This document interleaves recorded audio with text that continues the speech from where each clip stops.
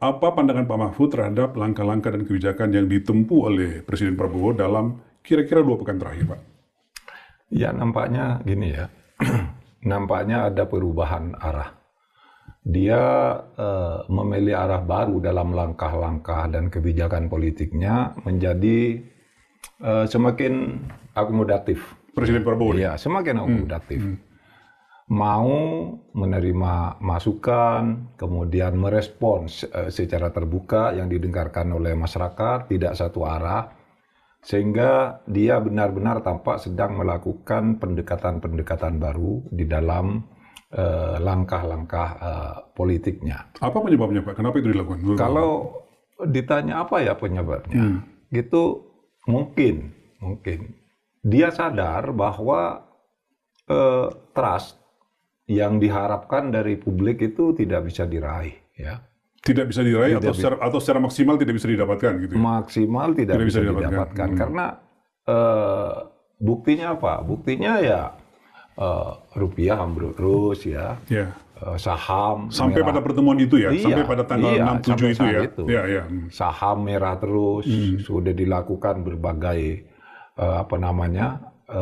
langkah-langkah yang dia umumkan secara sepihak, dia pidatukan di mana-mana juga tidak banyak hasilnya, sehingga dia merasa ini kalau keadaan begini terus, ini masalahnya ada di trust, berarti kepercayaan publik itu tidak percaya, sehingga dia perlu melakukan langkah-langkah baru untuk membangun trust. Karena apa? Karena kalau kita lihat ya perjalanan pemerintahan Pak Prabowo itu, dulu dia sangat yakin sekali bahwa Kim Plus itu bisa menyelesaikan semuanya. Pokoknya sudah ada Kim Plus deh, sudah ada Pak Jokowi, semua beres lah. Koalisi besar sekarang yang dimiliki. Koalisi besar sekarang. Tapi ternyata nggak bisa juga. Ya, ternyata gagal misalnya. Gagal itu dimulai dari ketika Mahkamah Konstitusi kemudian membuat putusan yang melarang tanda petik orang yang berusia di bawah 25 tahun menjadi gubernur atau wakil gubernur. Padahal itu sudah diyakini benar, sudah selesai MA itu, tiba-tiba MK menyatakan itu salah. MK itu tidak membatalkan putusan MA, tapi dia menafsirkan bunyi undang-undang bahwa undang-undangnya sudah benar, tidak boleh ditafsirkan oleh lembaga lain. Pak Mahfud yang mengatakan sehebat-hebatnya koalisi besar itu nggak bisa melawan ini, kira-kira gitu ya? Ini. Dan itu kan masih mau dicoba direkayasa lagi ya. Tapi kemudian muncul gerakan yang organik. Pada waktu itu kan mau tiba-tiba ada perubahan, revisi undang-undang pilkada kan. Yang katanya ada surat dari Presiden putusannya tanggal 20, Presiden kapan buat surat? Kalau tiba-tiba sudah berisi dim soal itu, itu akhirnya gagal kan, dilawan oleh masyarakat. Sehingga kemudian juga tanpa evaluasi dari masyarakat itu tidak dijawab dengan wajar lah ya, sering dijawab dengan sinis gitu, anjing menggonggong tetap berlalu, itu ndasmu gitu, orang bilang gelap, saya bangun tidur terang saja gitu, kalian yang gelap dan sebagainya. Lalu disadari juga bahwa komunikasi publik gagal. Dan itu disampaikan sendiri oleh Pak Prabowo, Pak. Ya, itu diakui oleh Pak Prabowo. Ya. Jadi itu yang nampaknya terjadi sehingga terlihat bahwa presiden kita ini tampaknya kepepet ya, seharus melakukan langkah baru. Dan itu adalah wajar, kita puji ya, kita apresiasi. Dia harus mencari langkah baru, tidak boleh konservatif seperti sebelumnya, merasa percaya diri dan macam-macam, harus berubah gitu. Malah kalau dia tidak melakukan langkah-langkah baru, kita cemas, ya kan? Negara ini terus mau kemana kalau Pak Prabowo diem aja? Nah, sekarang sudah melakukan langkah-langkah baru meskipun bisa disadari itu karena dia kepepet, karena langkah-langkah sebelumnya yang semuanya mencoba itu seperti percaya diri itu ya habis. Pak Mahfud mengatakan kepepet, tapi kalau misalnya kita lihat dalam katakanlah misalnya pada saat 100 hari pemerintahan Pak Prabowo, kan survei-survei yang dilakukan oleh beberapa lembaga termasuk media itu mengatakan tingkat kepuasan publik katanya 80% pada Pak Mahfud tidak melihat itu sebagai sebuah keberhasilan sehingga sekarang mengatakan sekarang ini masanya malah kepepet. Enggak begini, perubahan politik itu tidak ditentukan oleh survei. Ya, kegaduhan atau ketenangan politik itu tidak pernah ditentukan oleh survei. Survei itu hanya alat untuk menjelaskan. Tapi kalau faktanya survei itu mungkin kurang sesuai dengan aspirasi elit, aspirasi aktor-aktor politik, ya tetap aja gaduh. Oleh sebab itu maka politik kan gaduh terus tuh selama ini. Tidak ada yang dibilang tenang, kabur aja dulu dan sebagainya. Itu kan karena kegaduhan yang seperti itu. Diperkuat lagi oleh kebijakan perang tarif ya, kebijakan tarif oleh Trump yang menimbulkan perang tarif itu, yang Indonesia kemudian ada di mana nih, kebingungan. Dia semakin perlu mencari pendekatan baru, mendekati media yang selama ini konon kalau ketemu media itu sepihak, ngomong gini dengan penuh kepercayaan, gini media nunduk. Tapi yang terakhir yang di Kan 7 Pemret dia udah terbuka. Oh, Pak Mahfud membandingkan antara pertemuan dengan Pemret sebelumnya di Hambalang dengan 7 Pemret yang terbatas gitu, itu berbeda ini ya? Iya, kalau dengan Pemret sebelumnya yang rame-rame itu kita kan dengar dari mulut ke mulut. Para Pemret itu. Pak Prabowo hebat, udah percaya diri, ini ndak bisa. Katanya waktu itu ada presentasi, Pak? Iya, presentasi. Yang dengan 7 Pemret kan juga ada angka-angka kemudian kan ditunjukkan di situ. Tapi dia udah mulai terbuka, oh iya saya salah, oh iya komunikasi publik saya. Dan itu wajar saja dilakukan Pak Prabowo? Wajar, menurut saya wajar, dan itu bagus. Seorang presiden menyadari itu bagus. Yang kita cemas itu kan kalau dia tidak menyadari itu dan tidak merubah langkah politiknya untuk meraih trust. Politik itu kan, kepemimpinan itu kan trust kuncinya. Kalau masyarakat punya trust, memberi trust kepada dia, ya oke, jalan bagus gitu. Nah, ada hal lain lagi. Apa sih sebab Pak Prabowo melakukan itu? Mungkin kita bisa menilai positif negatif dari koalisinya dengan Pak Jokowi ya. Jadi Pak Mahfud juga melihat ada kemungkinan ada peluang dengan hubungan dengan Pak Jokowi? Iya, jadi pendekatan dengan Pak Jokowi itu kemungkinannya sekarang dua. Kenapa Pak Prabowo itu harus melangkah tergopoh-gopoh mendekati Pemret, mendekati Bu Mega, mengakukan kesalahan, mengaku kekeliruan dalam komunikasi publik, karena mungkin dengan Pak Jokowi itu kemungkinannya dua. Selama ini kan andalannya Pak Jokowi. Satu, urusan Pak Jokowi sudah dianggap selesai karena anak buahnya sudah di bawah kendali dia. Atau yang kedua, menganggap Jokowi ini semakin berbahaya secara politik. Oh ya? Bisa kemungkinannya itu namanya analisis. Ini analisis terserah mana aja yang benar menurut menurut publik. Tapi saya menganalisnya begini, kenapa Pak Prabowo melakukan langkah tergopoh-gopoh ke Bu Mega, ke yang lainnya? Pak Mahfud melihat tergopoh-gopoh itu ya? Saya melihat iya. Karena kan rentetan waktunya yang mepet gitu ya? Mepet, hari Minggu dan dengan pada pers. waktu itu sudah diusahakan, tidak pernah bisa, kan gitu kan? Sehingga, oh iya mungkin nih Pak Jokowi nih, mungkin dianggap udah selesai Pak Jokowi, kan orang-orangnya udah diambil semua. Ya, kemudian mungkin juga dianggap semakin berbahaya. Pak Jokowi itu kok semakin kuat, sementara saya sudah berusaha mengendalikannya dari sini, kok kendali masih tidak sepenuhnya di saya. Dia lari ke Bu Mega, kan real. Kalau PDIP itu real kekuatannya, formal gitu ya. Jadi pertemuan dengan Bu Mega itu tidak semata-mata karena itu Lebaran, Idul Fitri dan segala macam. Iya, itu kan covernya. Itu covernya. Itu kan pesan covernya. politiknya lebih tinggi ya. Kalau saya ya, pesan politiknya lebih tinggi. Dan itu tepat, sekali lagi bagus, itu harus dilakukan. Kan kita sudah lama meneriakan hal-hal yang seperti itu. Saya mau agak spesifik nanti menanyakan soal pertemuan Pak Prabowo dengan Bu Mega, Presiden dengan Bu Mega. Tapi nanti Pak, saya mau mulai dulu dengan misalnya yang Bapak mengatakan tadi pertemuan dengan Pemret. Apa yang Pak Mahfud cermati tanya jawab atau dialog antara 6 Pemret media itu dengan Pak Prabowo? Yang saya cermati, Pak Prabowo sebelum ini belum pernah mendapat masukan yang objektif dari orang-orang dekatnya. Terbukti dia agak terkaget-kaget ketika ditanya, oh begitu kan gitu kan. Ketika beberapa media bertanya itu. Iya kan. Sehingga dia langsung mendengar dari Pemret sekarang gitu. Dan mungkin itu menjadi koreksi dia juga. Kenapa sampai misalnya anak buahnya yang dekat dia kok tidak memberitahu, kok malah lebih tahu Pemret tentang situasi itu. Kan terlihat sekali dia. Terlihat kadang-kala kaget, kadang-kala mau naik itu emosinya, tapi ada yang nahan gitu. Nah, Sehingga itu merupakan pelajaran baru bagi perpolitikan kita, gitu ya. Pak Mahfud, apakah setuju dengan pandangan orang bahwa dengan Pak Prabowo menerima 6 pemret, 7 jurnalis itu gambaran bahwa Pak Prabowo sebenarnya selama ini memberikan dukungan kepada kebebasan pers? Setuju nggak Pak?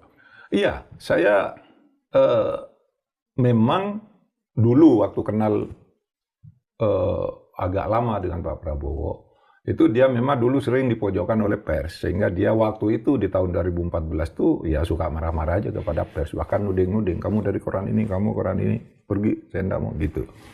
Nah, ternyata tetap saja diperlukan kecerewetan pers itu, dan sekarang dia sudah mulai menyadari itu tidak bisa itu dihindari. Gitu. Saya memahaminya karena Pak Mahfud mengatakan bertemu Pemres itu adalah bagian dari tergopoh-tergopohnya Pak Prabowo. Berarti dalam tanda petik sebenarnya tidak murni keterbukaan itu, gitu kira-kira.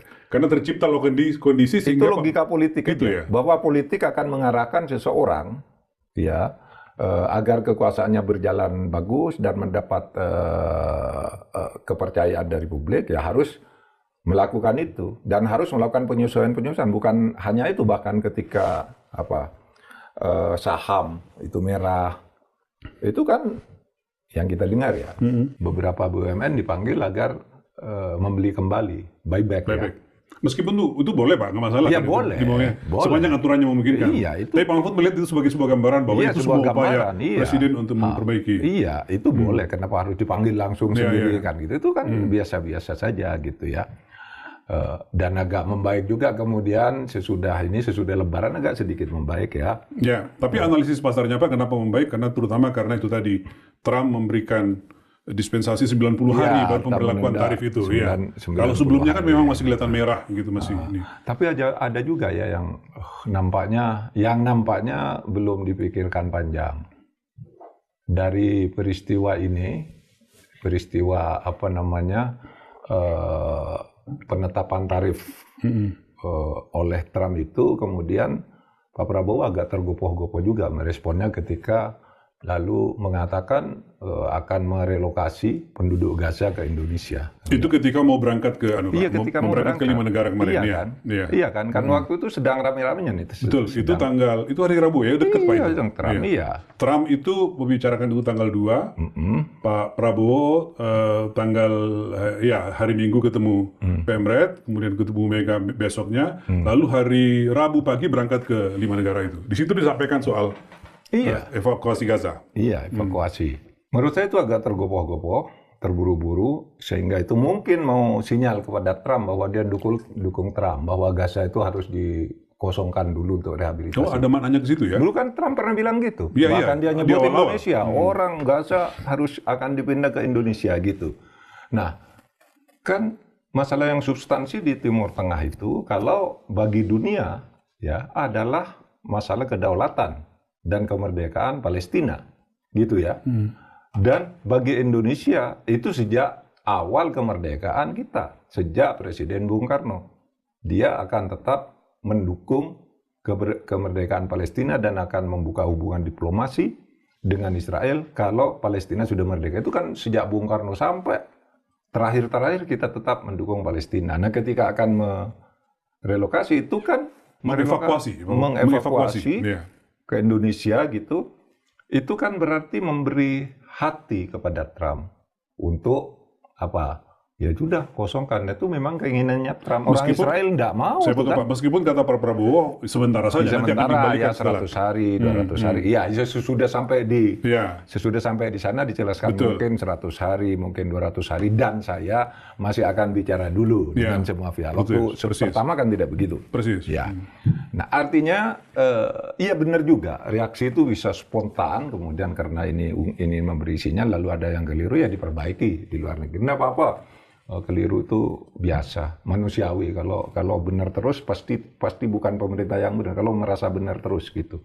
Oleh sebab itu dia memperhalus lah apa pernyataannya itu. Kita dukung dalam pengertian bahwa urusan Israel itu belum final mau direlokasi, masih akan dibicarakan lagi dan melihat perkembangan situasi, apalagi di negara-negara kawasan Timur Tengah juga tidak banyak kan dukungan merelokasi atau Oh iya Pak, Liga Arab mengevakuasi. sudah memutuskan Liga Arab waktu nggak itu mau. awal Februari bukan solusi yang baik untuk memindahkan mereka gitu. Tapi kalau nerima orang sih Indonesia udah sering gitu melakukan. Myanmar sekarang masih banyak tuh ya yang yang masih jadi pengungsi gitu. Itu reaksi-reaksi yang biasa aja lah Baik kita Pak. ini. Oke. Sekarang saya melanjut ke pertemuan dengan Bu Mega. Apa makna bagi Pak Mahfud atau persisnya bagaimana publik menerjemahkan pertemuan itu? Karena kalau informasi yang berkembang keluarkan di sejumlah orang yang dekat dengan Bu Mega dan terutama di dekat dengan Pak Prabowo mengatakan clear dari pertemuan itu bahwa Bu Mega mendukung Pak Prabowo untuk meneruskan bagaimana upaya mensejahterakan rakyat, lalu mempersilahkan kepada Pak Prabowo jika membutuhkan sebagai instrumen pendukung pemerintahan maka monggo PDIP digunakan. Gitu. Yang ketiga menegaskan bahwa PDIP tidak masuk dalam koalisi pemerintahan. Nah Pak Mahfud menerjemahkan ini seperti apa? Kalau dari sudut Bu Mega, itu kan udah lama dikatakan, saya tidak akan bergabung ke kabinet, saya tidak akan berkoalisi, tapi bisa bekerja sama di parlemen. Untuk pembangunan bangsa kita akan mendukung, sudah lama Bu Mega. Yang menurut saya baru bagi Pak Prabowo, ya kan? Kenapa baru dilakukan sekarang pertemuan ini? Karena sudah lama kan diinginkan. Nah, menurut saya itu tadi. Sekarang situasinya mendesak agar dia memperbanyak kawan, ya. Karena bagaimanapun Bu Mega ini partai politik terbesar, ya kan? Ya harus. Meskipun pernyataan Bu Mega tadi tidak baru, tapi itu kan sudah bagus. Bu Mega akan bekerja sama di parlemen saja, tidak akan bergabung di kabinet kan gitu, kerja sama di Tapi ada yang parlemen. lebih baru Pak, dia mengatakan silakan menggunakan, kalau ingin misalnya menggunakan PDIP sebagai instrumen untuk penguat pemerintahan, ya boleh kata Bu Mega. Itu artinya apa Pak? Bukan menggunakan parlemen, bahwa pernikahan parlemen kan pakai lobby-lobby. Bahwa pemerintah memutuskan ini, kalau tolong dong PDIP memahami, kan bisa tapi lewat parlemen, lewat keputusan parlemen, di dalam pembuatan undang-undang, di dalam pembuatan kebijakan-kebijakan yang perlu dukungan parlemen, meskipun tidak dalam bentuk undang-undang kan bisa dipakai di situ. Kalau secara komunikasi artinya dengan pertemuan itu, maka orang memaknai bahwa Bu Mega makin mudah komunikasi dengan Presiden dengan itu bisa kita menyimpulkan begitu. Setiap saat Bu Mega bisa menyampaikan masukan kepada Prabowo. Iya, menurut saya itu salah satu artinya kalau dari segi komunikasi politik, akan lebih mudah. Tapi kalau dari struktur hubungan kelembaganya itu tadi, Anda di pemerintahan, saya Anda ikut, tapi parlemen itu ketika akan membuat keputusan-keputusan yang menyangkut program pemerintah bisa saja didukung oleh parlemen. Kan itu instrumen politiknya PDIP sekarang kan parlemen. Tentu partai dalam bentuk apa, opini publik dan sebagainya. Pak, sekarang kalau kita lihat Pak Mahfud tadi mengatakan strategi Pak Prabowo seperti itu untuk meraih kembali dukungan publik, memperbaiki komunikasi. Kalau dari sisi penegakan hukum dan politik hukum, apa yang Pak Mahfud cermati? Nah, ini sekarang masalah penegakan hukum itu banyak kemajuan ya. Kemajuan dalam arti begini. Kalau kita lihat Kejaksaan Agung itu tidak bisa dipungkiri, dia sekarang melakukan langkah-langkah yang banyak memberi harapan kepada publik. Kejaksaan? Iya kan, bongkar. Lalu terlihat sekali Kejaksaan Agung itu lebih independen dan lebih progresif sekarang. Dan lebih profesional juga dan lebih terpercaya. Itu juga berdasar hasil SIGI ya. Nah tetapi ada masalah sebenarnya. Perintah-perintah kejar, perintah bongkar itu menggembirakan rakyat, tetapi ini yang selalu terjadi setelah menyangkut dua entitas.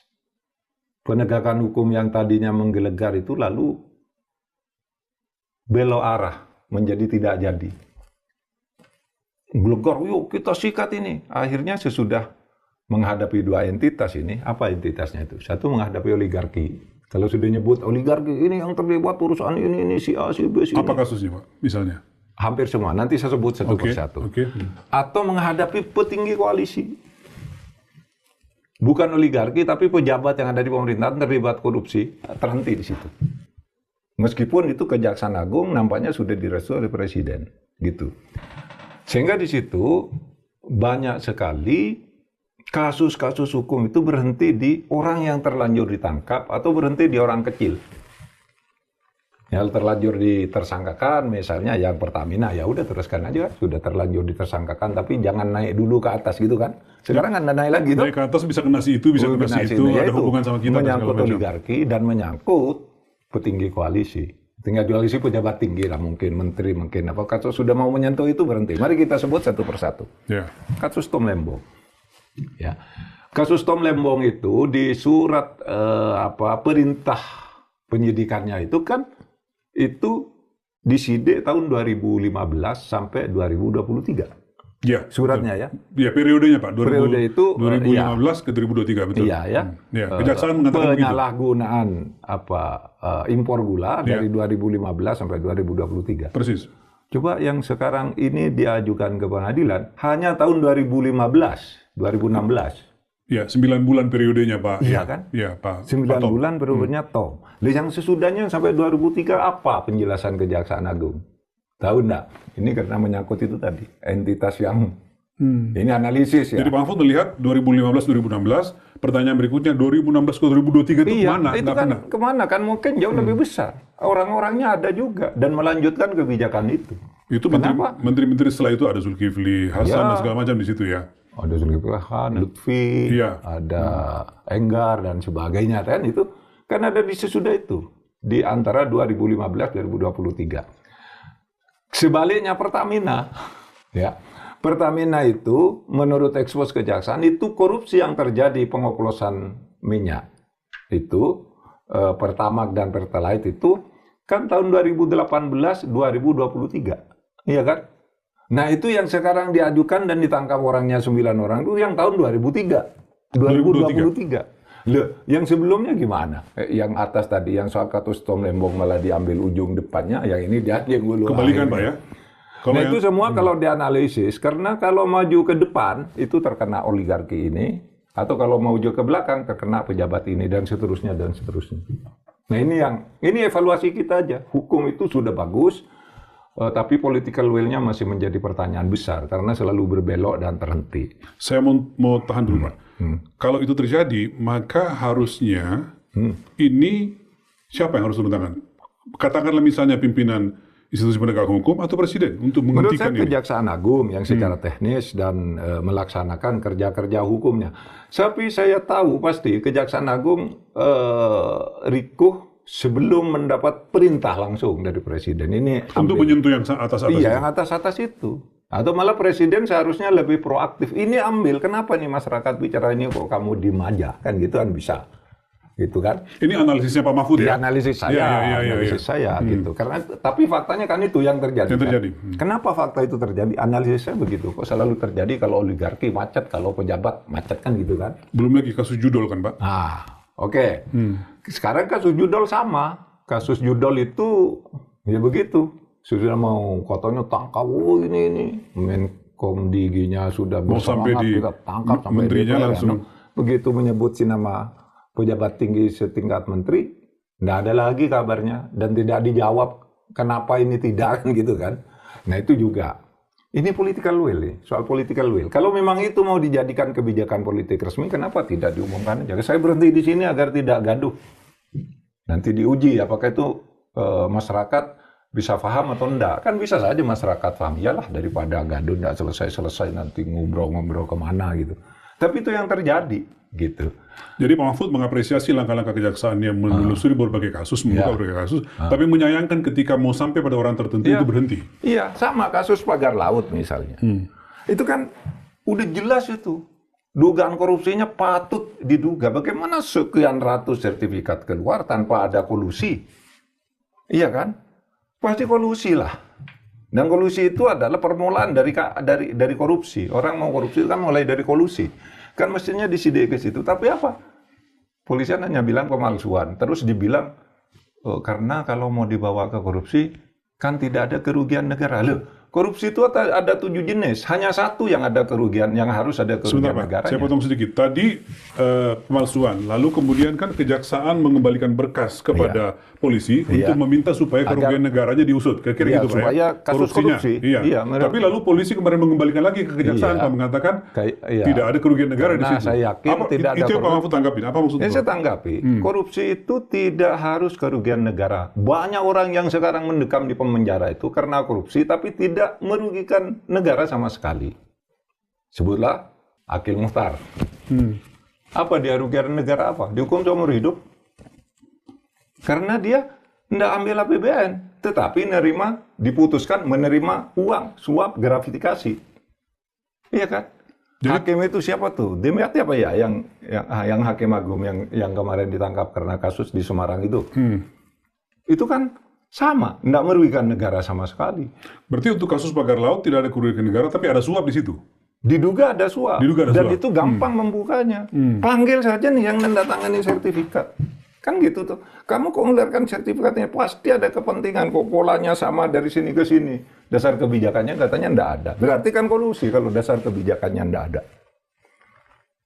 Nah, itu kalau sudah karena apa? Kasus pagar laut itu menyangkut oligarki.